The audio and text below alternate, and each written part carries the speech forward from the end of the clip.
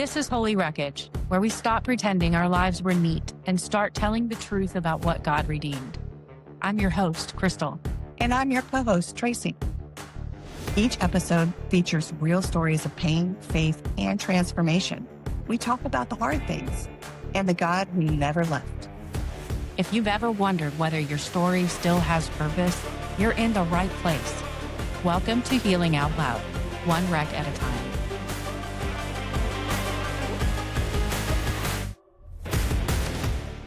Sometimes life breaks in ways we never expected.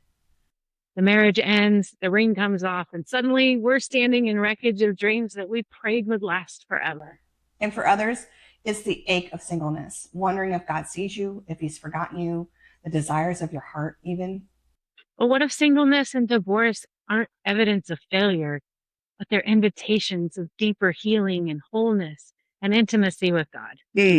Today on Holy Wreckage, we're talking about being whole again, not through relationships, but through the Redeemer who never leaves. Yes. Last week we were talking about how the woman at the well had 5 husbands, and together we've had 5 ex-husbands. So let's talk about that. Okay. So I know I've had 3. I've had 2. And I'm on number 4. You're on the 4th husband. And last. Yes. Last husband. You heard it here, folks. Yes. And you're probably wondering why. How did we get here? Okay. Tell me your wreckage. Okay. You've had 4 marriages. Why did you have those marriages in the first place? Well, the first one, I was around 20-ish years old. And I was in love. You know, we dated for a couple of years. And no, I didn't have any kids at the time. And we were just in love. And so, you know, I wasn't really living for the Lord at the time. Didn't check in with God. Just thought, you know, he's a good person. He loves me. I love him. Why not? And although he's a good person, it wasn't from God. You know, I didn't check in with him. I just did what I wanted to. And a few years later, that failed. That marriage failed. Because none of it had God in it at all. And we were just drugs and alcohol and living party life, trying to be a married couple, and the two don't really go together well. No, they don't. And then the second husband, I married him. Again, I was in love, but I had been single for a few years, and he was in the military, in the Air Force. Because I grew up in the military, I had an affection for military. Sure. And, you know, you just feel like you belong there when you grow up in that community. It's all familiar and just kind of feels like home. And my brother introduced me to him. Man in uniform. Yeah. Yeah. And he's a good person, had good family, good moral values. Yeah. I did not check with God. In that marriage, I did try to create a God-fearing marriage. Sure. But it did not work. So you went to church, you did all the things that you're supposed to do. Right. I had children by this point, and we had a child together, and I brought children into the marriage, and then we had another one. Oh, that's tough, bringing children into the marriage. But he did a great job caring for them. Like, they were his own while we were in marriage together. I gotta admit, I was the one who is responsible for that one failing. I was unfaithful. But prior to that, like, our marriage had already pretty much died, and that's why it went in that direction. Yep. Adultery is one of the reasons for divorce that is recognized by the church. Yes. Right? Yes. Yep. And immediately the day after he found out, I was served with divorce papers at my job. Oh, yeah. That's rough. It was very rough. Yeah. Because I was having an affair with my middle school sweetheart, the person I had very first fell in love with. Very first time. Puppy love. Yeah. They came back into my life while I was married.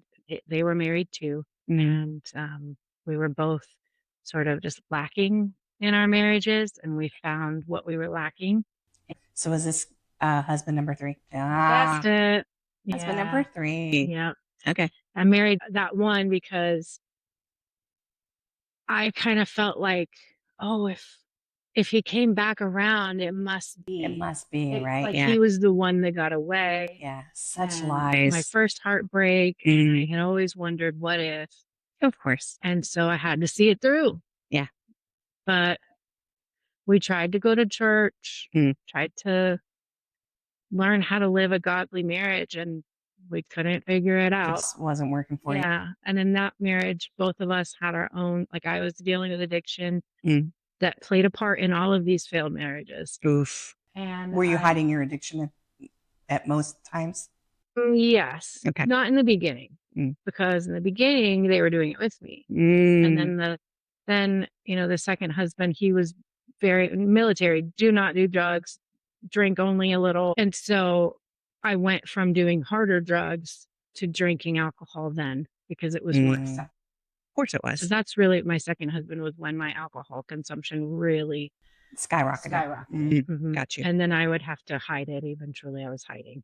Yeah. And then in my third marriage, I was also struggling with pills because my ex-husband would take prescription medication for depression and anxiety, and I would take his medicines and lie about it. He had to lock them up to keep them away. And then eventually divorced. But that was a mutual divorce. We both agreed, like, it's just not working. And so after that, I took a long break of singleness, but not without its struggles. Right. Yeah. Because the dating pool is infected.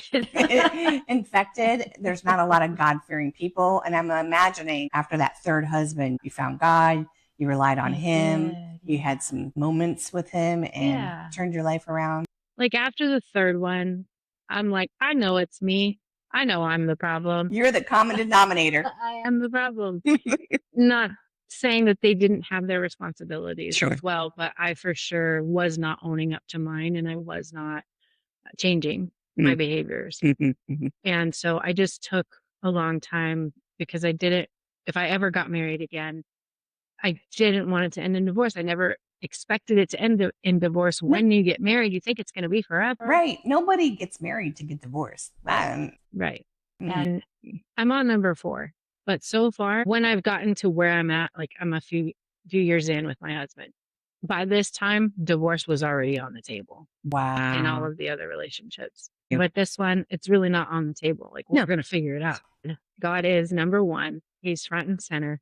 He is everything in our home. And we make all of our decisions checking in with God first. Because you asked God before you got married. Yes. Yes. And you didn't do that with the other ones. No. And that's not to say that God won't redeem a marriage that you got into without asking him. Right. He can take something broken and make it beautiful. Make it whole. He's done it time and time again. I've seen it. Yeah. It's beautiful. But what about you? Your marriages? Okay. So I've had 2. So the first one, I was a new baby Christian, and pastor had given us this message about, you've lived a quarter of a century. I was turning 25. And what are you going to do with the next half of your life, or maybe a little bit more because you're only 25, right? So I went to the boyfriend that I really, really liked, but I got away from him because he wasn't Christian, right? Like he wasn't doing the things that he needed to do. Okay, so you were trying to do the right thing. Okay. Right. And I'm calling him up, and I just need to apologize to you. All the wrongs that I did. I'm sorry that I completely I literally disconnected my phone and ghosted him, like before cell phones were. Before ghosting was a thing. Well, a thing, right. Didn't let him page me back. Pagers. That's how old I am. So I moved out of the house that I was in. He couldn't find me. I ghosted him. Like I moved away. Oh, wow. He had no idea how to get a hold of me. So I'm here now calling him and visiting him. And then we were alone. And I got pregnant out of wedlock. And mind you, I had a doctor that told me I would never see children. I would never get pregnant. I was not supposed to have children. So it was a shock that I was even pregnant. And then I'm finding out all sorts of things about him that when we were on the hiatus from each other, because I'm a Christian now, he found a girl, got into trouble. There were guns. There were police involved. He's now facing jail time. I'm now pregnant. He goes away to jail and he is listening to a pastor on the radio at jail or on the TV. Now they have the Pando app, right? Because Journey Church uses Pando app. But at that point in time, he found a local church and he's getting out in 90 days. And he's like, we have to get married.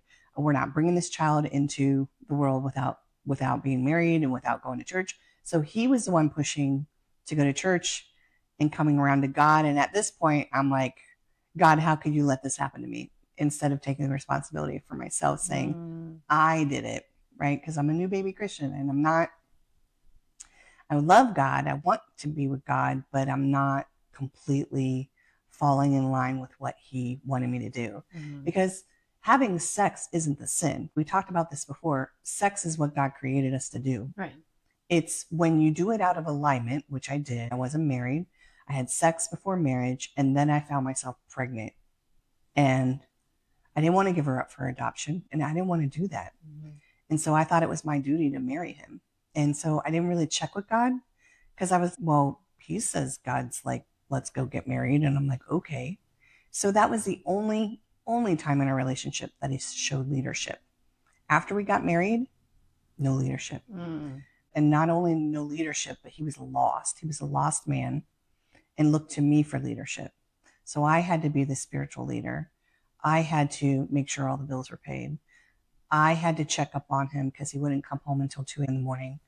So I found out later, I divorced him because of abandonment, because he was just never home. And I'm like, if I'm going to raise 2 kids by myself, I might as well do it by myself. I spent 9 years in that marriage, and 5 of those years was in deep counseling because he was just, for lack of a better word, just a jerk all the time. He just was ignoring me and the children. He would literally come home. If he came home before 2 a.m. and it was like 8 o'clock at night and the kids were still awake, he wouldn't say nothing to us. He'd literally come in the door and walk into the bedroom and shut the door behind him. And it's like, why are we alone? Why are you ignoring your children? He didn't have an answer for that. And I kept counseling with the church. And they were like, he's abandoning you and your children. And that's unfaithfulness and abandonment, which there is scripture about abandonment. So after all of that counseling, he would only go a few handful of times, my first husband. The last time that we went, he had threatened to kill me and the children. And I'm like, oh, okay, no, I can't go back to him. He's getting unhinged and he's getting dangerous because he's losing control. He's definitely not following God at this point. He's not even going to church anymore. I ended that marriage. And it was hard. And I was single for over 13 years. Wow. And I was growing my faith. I was growing my children, but I was still struggling. I was a single mom and I was struggling and I was hurting and I felt alone. And my son was graduating high school and I had God and I did my daily devotional, right? And I said a prayer and I would go to God when I needed to make a decision, but my walk was like lackluster. Let's put it that way. I volunteered my time. I tithed when I could, but I just wasn't on fire for God like I was when I was first saved. The first few months I was saved. So then as my son's graduating high school, I meet a man on a website that sounds like Snatched. And I meet him and he says all the right things. He takes me to church. We spend 12 hours together on a date. He's like, perfect. At least that's what I thought he was. He said that he loved God. He said he went to church. I later found out he went to church for the free meal. Like, he said all the right things, but there wasn't any fruit. Said all the right things over and over and over again. Did all the right things for the short term over and over and over again. But I didn't check him. I didn't see the red flags because I was lonely and I was hurting and I was sad that I was empty nesting and I was in denial, right? And I wasn't taking all those feelings to God, but I was shoving him down. And then this new man was making me feel good. And I should have got a puppy, but instead I got married. Yeah, that was awful. And I didn't check with God. You just assumed that it was God approved because he said all the things and he took you to church. Right. And he would come to my church and we would talk about church afterwards. And what I didn't know then is he was loading up an arsenal of things to use at me later when he would put me down or tell me what a horrible person I was and just completely annihilate my character and who I was as a person and completely verbally abuse me every day. 3 months into the marriage, he told me it was time to get a divorce because I was asking him something about paying a bill or how we were going to like split up, who was going to pay the cable bill, who was going to do this. He was wearing me down to the point where I had to take care of everything. He literally, before I met him, he had his own bills and he paid everything. At the end of the marriage, I was paying every single bill, including the home equity loan that didn't have my name on it. I didn't own the home, and he made sure that he told me that every single day of my life. I didn't feel supported or loved in that relationship, and I continued to stay for 5 years, completely being abused. I later found out after leaving, a year later, after leaving him and filing for divorce, I went for psychiatric help. And that psychiatrist was like, I am positive he was a narcissist. In the relationship, I wanted to kill myself, but he was threatening to kill me. And I thought it was my fault that he was threatening to kill me, putting a gun by our bedside and doing all the awful things that he did. So that's why I divorced him and left him. And it was horrible. And it destroyed my relationship with my children. They almost didn't talk to me. And it's really sad.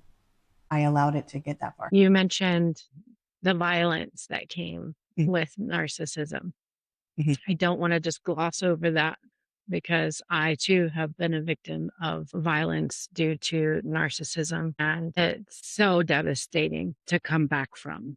And I'm so proud of you that you've done the work to heal from that. Jesus in therapy, baby. Yeah. Jesus in therapy. Yes. Yeah. Like, it's amazing the things that the Lord has saved us from. Like, I was in a situation where I was trying to leave an ex-boyfriend who was a narcissist, and he didn't want me to leave. I was actually at his place that he just rented that I paid the deposit on, and I was giving him the rest of his stuff back. And he cornered me in the parking lot of his complex with a tire iron. There's a fence behind me, 2 cars on each side of me, and he's in front of me. I am completely boxed in. Oh my. And it's nighttime, so it's dark out.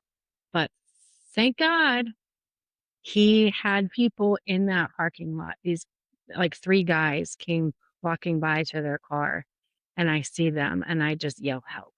And wow. They come and they start talking smack to him, to my ex, to get him distracted and away from me so I can get in my car and go. Yeah. Wow. That was like heaven sent right there. That was Wow. right there protecting me. Did that stop me from getting into another narcissistic relationship? No. The very next one after that. But his abuse was not physical. It was mental. And everything he knew about me would throw it in my face. Yes. To manipulate me. Yep. He was always the victim. My therapist called it a covert narcissist. So you think they're being nice, but they're not. It's like backhanded compliments all day long and just really tearing you down. And it's horrible. And then towards the end of the marriage, when he felt like he was losing control, that's when the gun came out. And he didn't threaten me with the gun. He just laid it on our bedside table. Like, I mean, that's a threat in itself. There's no reason to do that in a home. No. Unless you're feeling like someone is intruding. Right. And we lived in a very safe neighborhood. Nobody was intruding. No. And he would do that like when I was simply talking about, like, before we got married, the agreement was like, we're nearing retirement age, sell the home and move to Florida, live, the happiest place on earth and go get jobs at Disney and have a good time, right? We agreed to do that. And so as it's approaching him being 59 and a half and you can draw on your 401k at that point in time, or like, we're doing this and I got a schedule out and I'm very prepared. And the more I talked about it, then he would bring the gun downstairs in the living room and literally put it on the table as I'm discussing it and just look at me and not say a word and ignoring me all the time. That would drive me nuts at first. Just the simple 2-year-old tantrum of ignoring you because you didn't do something right. I'm so sorry. Yeah, that's right. So you've had a long season of singleness, or a couple of them in your lifetime. Yeah. So actually, I figured it out. I was married 14 years consecutively between 2 husbands, 9 with the first, 5 with the other. And then I've been single 41 years of my life. Wow. So I've been single more than I've been married. Okay. All right. I haven't done the math, but I know Interesting. I'm not the same. Right. I have been married longer than I've been single. Yeah. I think, I don't know. I know I've been in relationships. Right. I haven't been married to everyone I've been in a relationship with. Right. So before marriage, I really didn't have relationships. I was very promiscuous.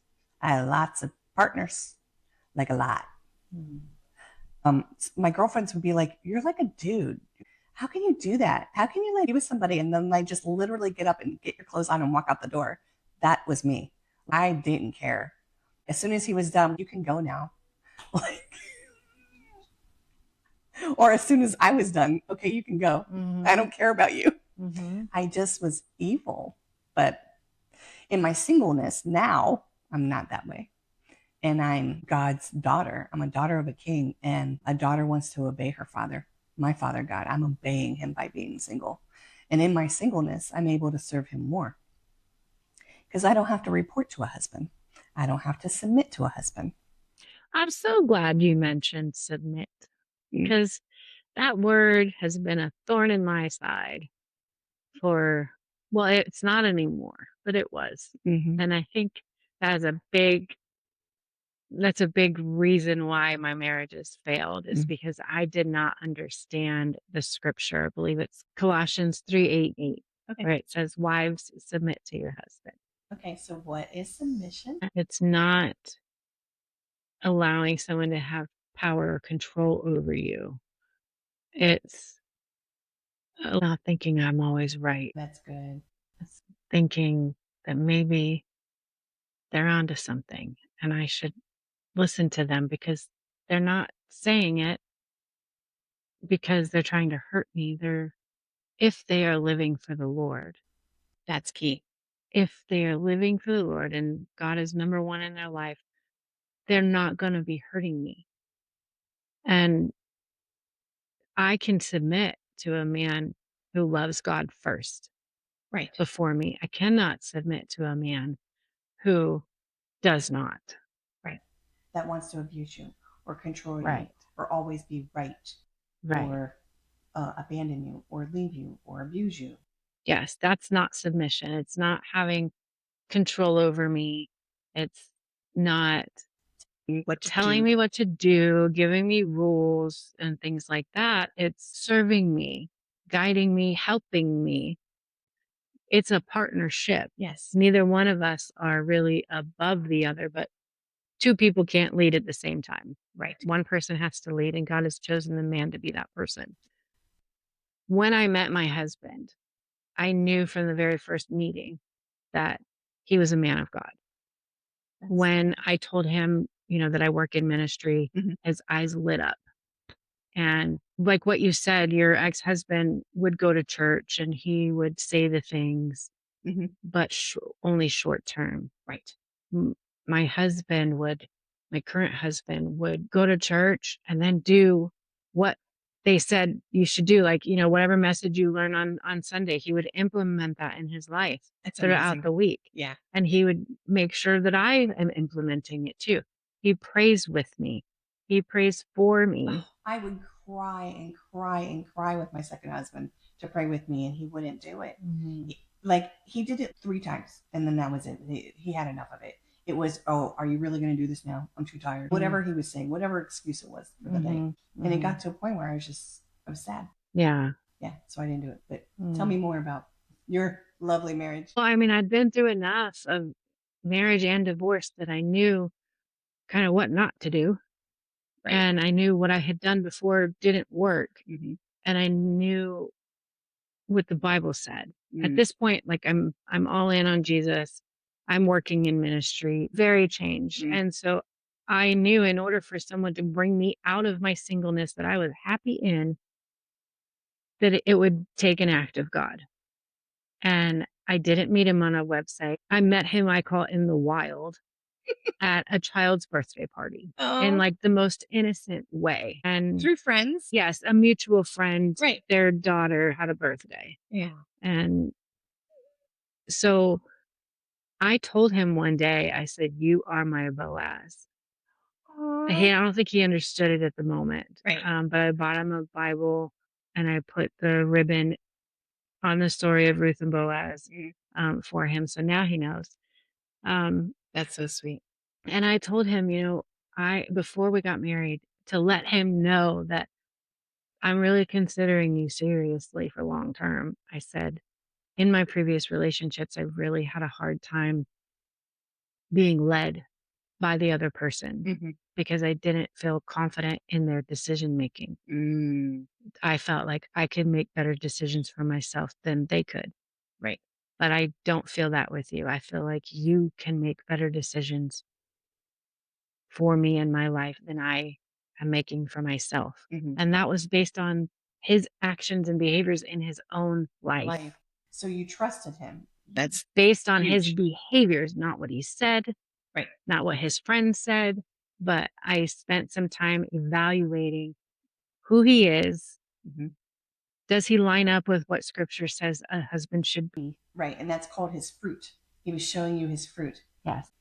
He got the seeds from church and he was growing his faith with God. Yes. And who he was proving who he was to you. Yes. Nice. And that equally yoked thing is, the Bible talks about being equally yoked, and it is so incredibly important. Yeah. Because you can't have, technically you can, but it's not a fruitful marriage if you have someone that's a strong believer and someone that is just along for the ride. Right. And that's my first husband, because I was a believer for almost 2 years by that point, and I kind of understood some stuff, but he had only been listening to a pastor in prison for like 3 months. And when he got out, a few more months, he was just through all the motions of going to church. But your husband today, doing the things that he's being asked to do, or going to the men's groups, or going to the marriage meetings that you guys go to. Yeah. Amazing. He actually enjoys going to them. Right. Yeah. That is a man that's all in.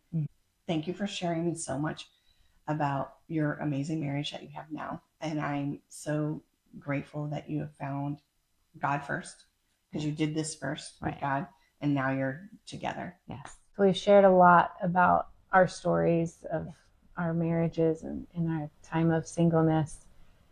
And I just want to let the listeners know like why we thought that this was a good episode to talk about. And it's because we know that God's design for marriage is perfect and beautiful and good. Anything outside of that is going to bring less than pure and good. Yeah. If you've been divorced, that doesn't mean you're damaged goods. It doesn't mean that you're condemned. No. You're just as loved as anyone else. The Lord loves you. He loves your children. He loves your future children. Right. And he's creating the person for you if you're single. Yep. Your value isn't defined by your marital status. God calls you beloved, not because of who you're with, but because whose you are. And I just want to speak to the women who are possibly in a situation like Tracy was, where you're pregnant and you don't have any support. Please turn to the Lord. Pray for that support. He loves you. He loves that unborn baby. Yep. And he will work it out for you. Yeah. I know thousands of people who were born into a family that isn't theirs because their mom felt like she had no choices. And I would love for this to stop and just marriages become what God created them to be again. Right. That's why we did this episode. Yep. If you're struggling in your marriage with being abused, please go to our website. There are resources there available for you. Send us a message. Reach out to us if you need someone to talk to. We want to be there for you. Yep. Thanks for walking through our journey of wreckage. I'd like to say a prayer now. Father, thank you that no season is wasted in your hands. You meet us in our loneliness, our heartbreak, and our waiting, and you make us whole again. For every listener walking through divorce or longing in singleness, wrap them in your presence. Heal what was broken, restore what was lost, and remind them that they're deeply loved by you. In Jesus' name, amen. Healing takes time, but remember that even in the waiting, God is working. If this episode encouraged you, share it with someone who needs a reminder that God's not done yet. And be sure to follow, like, and subscribe so you don't miss the next story of redemption. If you'd like to tell your story of how God redeemed your life, we would love to hear it. Please reach out to us on our website at holywreckage.com. If you need prayer or additional resources, please go to our website, holywreckage.com/resources. And if you'd like to support us financially so that we can keep bringing these stories of God's holiness to you, please do so at our website, holywreckage.com/donate. Until next time, keep holding on to hope in the wreckage.